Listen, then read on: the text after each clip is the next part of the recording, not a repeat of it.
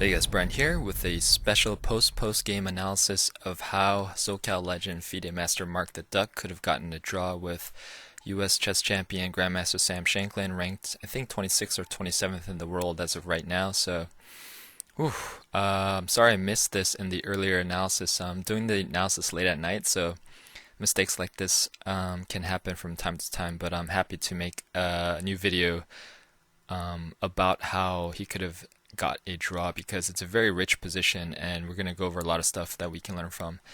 And it's exciting to see people, like Sam, professional chess players, play on this channel.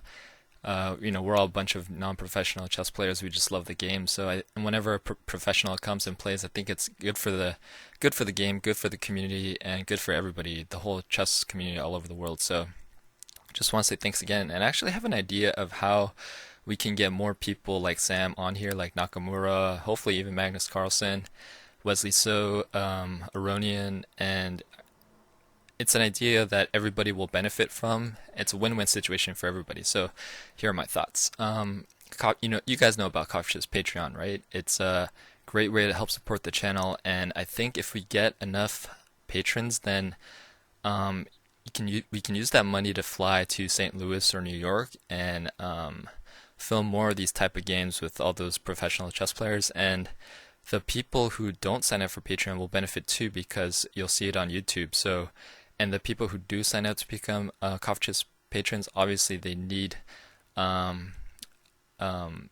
support is greatly appreciated. But I also want to give them something in return. So as of right now, if you log into Coffee Chess, if you become a patron, you can get a lot of cool stuff. There's a backlog of a lot of exclusive games, interviews, Q&As, and a lot more. So you can check it out. And also, what I'll do is, I haven't talked to Mark about this, but I think he'll be okay with it. I'll throw a post in there, ask a FIDE master anything, and then the next time I see Mark, we'll do like a Q&A with those questions and post it on there so patrons can get value like that too. So I think it's a win-win situation for everybody, since I know that some people can't contribute to become a Coffee Chess patron, which is fine too. So, but I think it's a cool way for all of us to kind of work together for the greater good and kind of promote this game we love so much. All right. So let's go over this position. And in the game, Mark is playing the black pieces and Sam is playing the white pieces.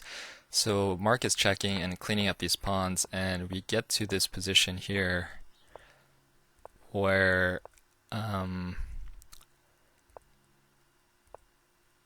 in the game Mark plays e4, but let's go move back, pause the video. What would have been another move for black here? Alright, let's see if you guys are a Coffee Chess Grandmaster. Alright, one move to consider is king takes g6, and all the pawns and bishop, everything is safe here.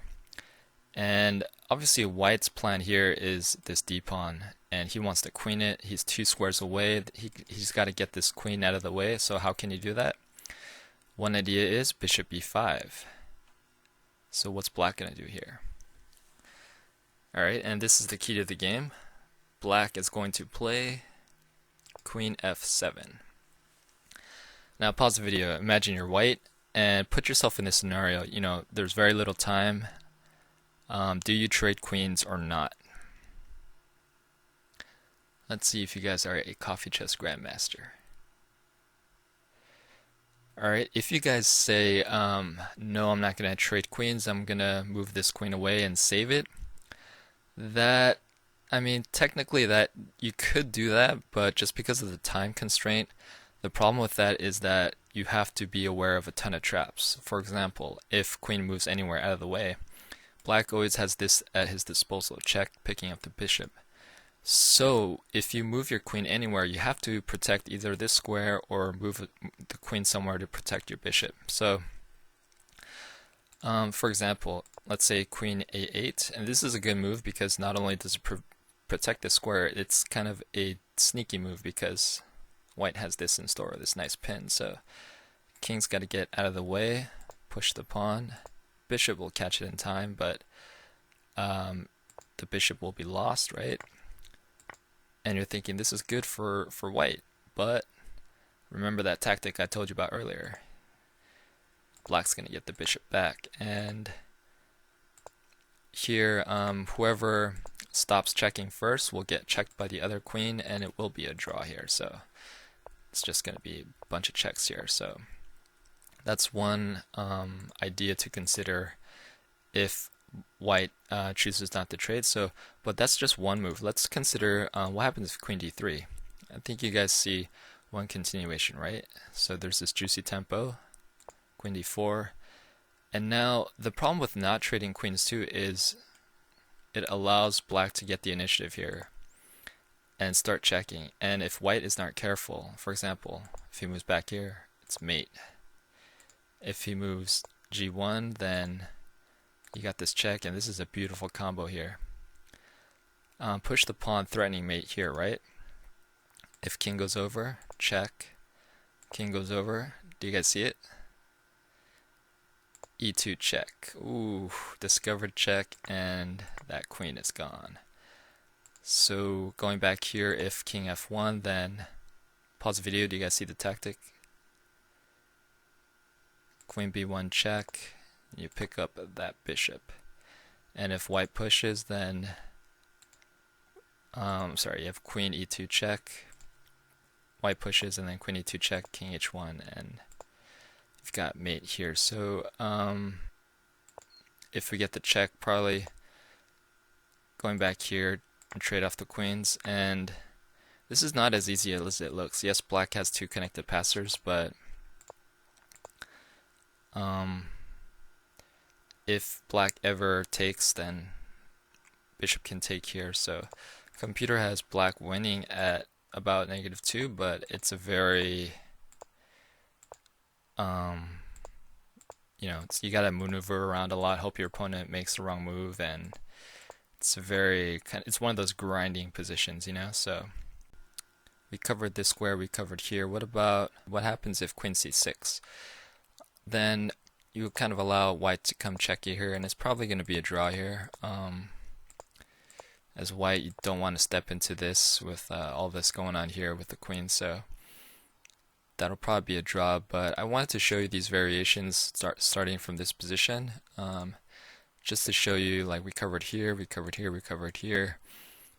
It allows black to have counterplay, and this is a cool thing. Like, look at Sam's setup here. Let's go move back here.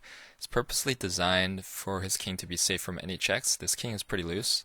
With the queens on the board, it's very dangerous if the kings are kind of unprotected like this, because they're susceptible to all those type of tactics. So coming back to this position, kind of we saw what happened if queen kind of goes anywhere. It kind of allows counterplays, so probably best bet for white is just to trade off here. And this is going to be opposite color bishops. The king is in time to catch this pawn. Black will blockade and, if necessary, sack itself for that pawn. White will probably grab one of these pawns, or depending on how it's pushed, black can kind of sit on it. So, for example, d7, king over, h4, e4, king f2, and bishop comes back to blockade this pawn. A couple waiting moves here, and if black starts to decide to push, then bishop can target one of the pawns. Depending on how black decides to push, let's say here, white can just sit on these pawns, and whenever this one advances, just grab it. And this is just going to be a draw here. So, and going back here, if f3, then like I said earlier, you can just take, and it doesn't matter if black escorts this pawn. White escorts this pawn, black will just sack his bishop for the pawn, so we'll end up in a draw. So that was, when I talk about how chess is beautiful, like, our vision, a world where everyone learns to play and experience the beauty of chess, I think discussing just this one position and all the stuff that goes into calculating everything, and the back and forth, like, if he does this, then he has these options, so I should do that, blah blah. All of that, all of what we discussed in this video is like processed between these chess players in like literally like I would say 2 to 3 seconds, like so maybe 5 at the most. That's how crazy this game is. So, whew, yeah. Alrighty, hope you guys enjoyed the game. Hope you guys enjoyed the analysis. Please don't forget to like, share, comment, and subscribe. And if you want to get more of these professional chess players on there, then sign up for becoming a Coffee Chess patron. You get a lot of cool stuff. And hopefully we'll get Magnus on here, or Nakamura, or Aronian, or Wesley So. That'd be awesome. Alright, thanks. See you guys later.